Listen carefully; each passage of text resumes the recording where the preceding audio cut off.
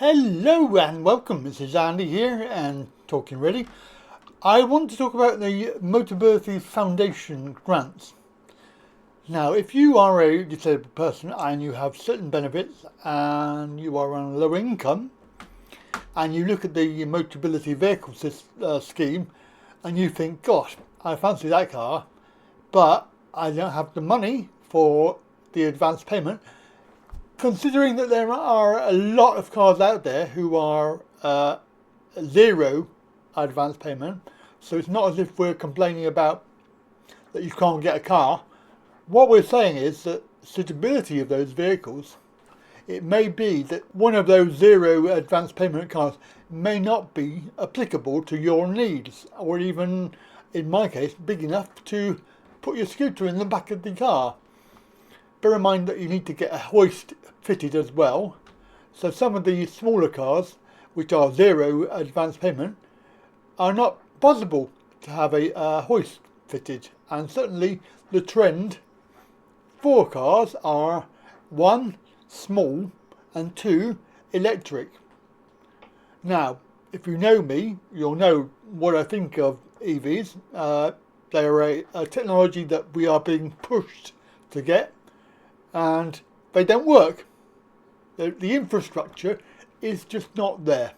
Certainly it would give me the same anxiety that I have with my scooter, because when I go out and about I always worry about not being able to get back. You know, the battery stops and you're in the middle of nowhere and there's no power plug, and obviously then you have to wait for a couple of hours for it to charge up. So anxiety, and this is why I have a high range battery, plus I have a spare battery that I take with me if I'm going anywhere long distance. At least I know that with my spare battery I've got at least 8 miles to get back from wherever I am, or back into a situation where I can find a plug. I am saying that EVs are not really the future. There's lots of manufacturers out there that have decided that they're going to stop making them because they are not cost effective. They do not save the planet, if you believe that. Loads of money to get it repaired. Obviously not on Motability because they pay for everything, but clearly all of the EVs, well, majority of them on the scheme are zero advance payment. And I was told when I rang up the foundation to see if I could get any money towards the car. Bear in mind that I spent most of the year going round the garages. I went round most of them locally, and also I went to the Motability show. I did try to go to the one in Birmingham, but obviously I didn't get there because of the trains. But anyway, I did try a few cars, and I discovered that the majority of them were not suitable. I did find one or two. My preference, obviously, number one choice was a Ford Cougar.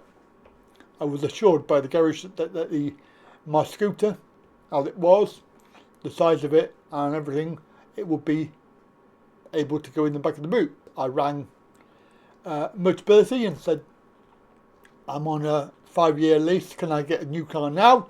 And they said, why do you want to do that? You've got another 6 months left. Is your car okay? I said yes. It's low mileage, it's got a hoist in the back, and it goes really well. I said, well, why are you bothering? Why don't you wait? They said, phone back in December or November. So I did. With the foundation grant, we understand quite, in reality, it's a charity, okay? So it has to be aware that it cannot give out money willy-nilly for stuff, because it's only got an infinite pot, and it wants to help as many disabled people as possible for those on low income. I was asking for a help with the car, and my first statement was, I have tried a lot of vehicles, and the vehicle that I have sort of come to a conclusion that would be suitable would be a Ford Cougar. It's a 2999, well, 2,999 deposit. That's the advance payment, and of course it would have room for a scooter and a hoist. First thing he said was, well, we're terribly sorry, but we don't base our grants on your wants. So you want that car and we would not fund that much money. Okay, that's a bit of a blow. So what do you offer me? Well, we choose based on your needs. You tell me what your needs are, and I will go away and I will find out which vehicles that we are able to fund, providing that the advance payment is as near zero as possible. My first thought was, well, if it's near zero, why am I bothering with a grant? Because I can just go to Motability and get a zero deposit car direct and not have to worry about what car you're going to choose. Anyway, I said categorically I do not want an EV. I don't have any way to charge it up here. And they said, well, Motability are pushing because the government have said that they're going to do EVs, blah blah blah, and also you can charge it up in a public car park. It's like a supermarket. I said, well, that's all well and good, but I'm not going to be sitting in a car park every time I want to charge up my car, like for a couple of hours or whatever it takes. He said, well, it only takes half an hour or 20 minutes. I said, but that's 20 minutes that I'm sat in a car park, in a supermarket, when I could be at home doing some work or whatever. You don't take your car to the petrol garage and then sit there for half an hour waiting for it to fill up. If you run out of petrol or you're close to running out of petrol in a car, you pop into the garage, you fill it up, and that's it. 5 minutes, you're done. With EVs, you're not. You have to wait. And of course that means anxiety, that you're going to be going out in your car, you think, well, I've got 50% charge. Will I make it back home? Or will I make it to a garage? And then you think, well, okay, I probably won't go out then. So EVs are not the be all and end all, and unfortunately Motability are pushing because the government are pushing. They want this idea of whatever it is, the UN 2030 idea. People will have electric cars, they won't own them, blah blah blah, they'll use public transport. And this is what's happening with the agenda. But unfortunately, big organisations like this are bound to listen because they obviously get their money or whatever. But the Motability Foundation charity is a charity, obviously, it gets charitable money, and I can appreciate, as I said, I can appreciate that they need to be careful with their money. But the cars list that he gave me when the grant was awarded yesterday, £1,940 to have a car and a tail lift, because that was one of my criteria. So my criteria are very simple: a big enough boot with a hoist, a tailgate that is automatic, and also a car that has a big enough door opening that when I sit on the seat I'm not going to bang my head as I get in, and the seat is high enough up that when I get out I haven't got to bend or struggle to try and stand up. Now, I will be perfectly blunt and honest. I did go round the garages, I did honestly, and I did try a whole load of cars. The car that I tried, I liked, and I was very keen on, was a Dacia Jogger. I did have a drive in it. I drove it for about half an hour. I was very impressed with acceleration. It handled really well, and it was one of those hybrid.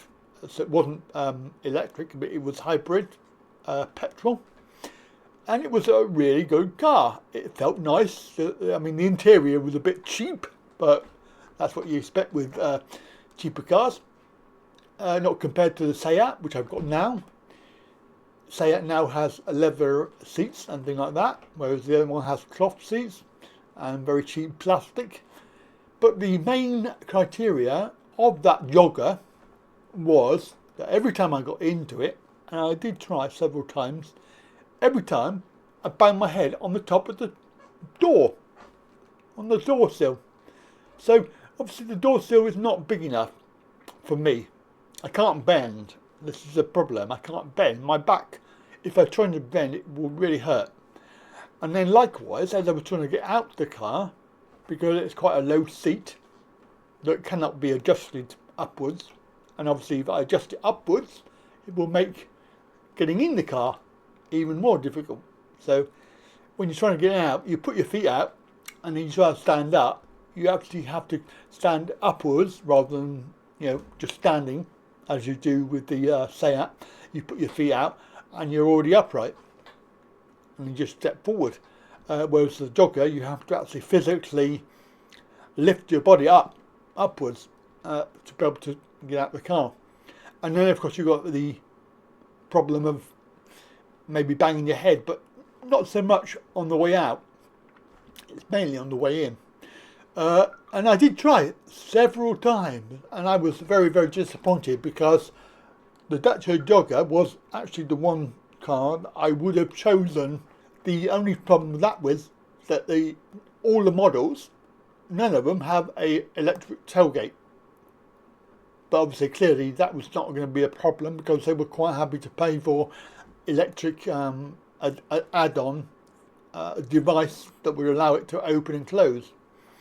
So not a problem entirely, and I told him I tried it. I told him that I'd bang my head, but lo and behold, what car was on the list, and I'll put the list on the screen now, so you can see there are 3 EVs and the Dacia Jogger. Yep. So totally ignored my needs, and they said that it was about my needs. Now my argument would be that they're offering me £1,940, so that is a substantial amount because there is another I don't know, £250 or whatever it is, good behaviour bonus.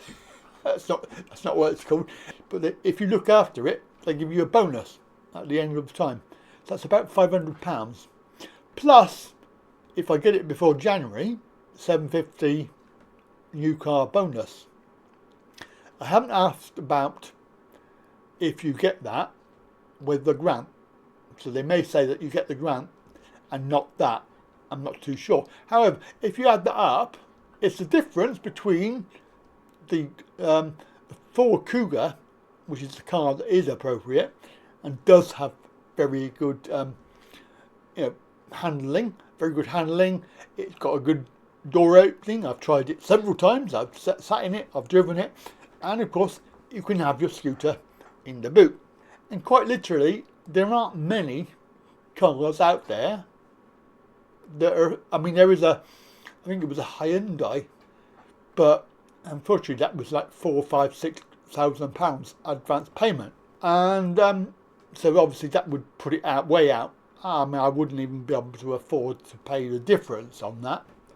But there aren't many cars. So I've shot off an email because I'm not happy with it, because the main reason in the grant letter which you get, it says that this money cannot be used for any other vehicle, only the ones on the list. That's not fair. So what they're saying to me is I cannot have any other car just because I want some help with money. I cannot have any car I like that is suitable. I have to have one that they've chosen. And the one car that they have chosen that I would have accepted is not suitable. So, and if you're thinking, you're sat there thinking, you're watching this video and you're going, oh, he's bloody moaning all the time, he's getting free money, blah, blah, blah, he's going to get this, £2,000 towards a car. I haven't even got a car. It's not just me, right? There are, on the forum, if I show you that forum, there's a question on there. They've had the same problem, and they are 6'3". They were offered a small car they obviously physically could not get into, and that was it, or an EV. And I wish they wouldn't push this EV luck, because there were 3 EVs on that list, and one petrol. I mean, and the big thing is, what they tell you is, they don't choose it based on the fuel type, but they prefer EVs. So what does that tell you? I'm going to end up with something which is totally inappropriate because I cannot afford to pay the deposit. So I'll end up with something, a car, that I cannot put my scooter in just because it's zero deposit or very low deposit. Let's say if I'm going to put towards it £1,000 in total, because it would be about that. Well, not even that, because of the 750 and the 500, you're talking about £1,200 there. Let's say I put £500 towards it, because I would have to pay for the I would have to pay for the hoist, and that is currently £600. There aren't any advance payments on the scheme for £600. They're all tiny cars, and most of them are EVs, and I just cannot, I've been told I cannot have a charging point here in my house, so I would have to go elsewhere to charge. And as the guy said on the forum, the cost of these chargers out there are probably 10 to 13 or 15 times dearer than you would have if you had your own charging point. Another factor with these EVs, this article here, this lady has had a problem with her home charging point for her EV. So these EVs are not be all and end all, but there is no logical reason. I mean, I just think it's completely stupid. They would put in the letter, in the grant letter, that you cannot have any other vehicle. And if you do put any money towards it, then you have to get it authorised. So if I wanted to put money towards that grant, and then go and get a full Cougar, I have to get permission. So they're not likely to say yes. Not when they've chosen these vehicles for you. I'm sure you have your own comments down there, so please do feel free. And I can just hear them now. You know, you're basically an ungrateful bastard because you're asking for charity money. But it's not my fault I don't have any money. My business has been decimated by COVID. I lost 95% of my income, and I'm trying to make it up by doing other things, but it's just not working. We're not just the YouTube. I do one-to-ones. I do teaching. I teach classes. I have online classes.